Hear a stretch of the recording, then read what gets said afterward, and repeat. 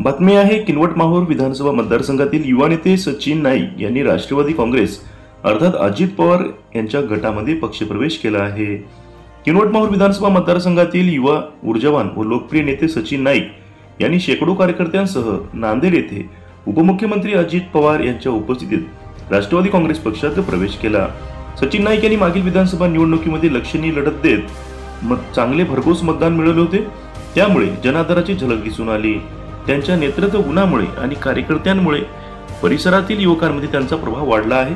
त्यांच्या या पक्षप्रवेशामुळे किनवट माहूर विधानसभा मतदारसंघात मोठी राजकीय खळबळ उडाली असून आगामी स्थानिक स्वराज्य संस्था निवडणुकीमध्ये राष्ट्रवादी काँग्रेसला नवी जोश आणि बळ मिळणार असल्याचे राजकीय वर्तुळात बोलले जात आहे। स्थानिक कार्यकर्त्यांनी यावेळी आनंद व्यक्त करत फटाके फोडून मिठाई वाटून सचिन नाईक यांचे स्वागत केले। या पक्षप्रवेशामुळे राष्ट्रवादी काँग्रेसचा विस्तार ग्रामीण भागात होण्यास मोठी चालना मिळेल असा विश्वास पक्ष पदाधिकाऱ्यांनी व्यक्त केला आहे।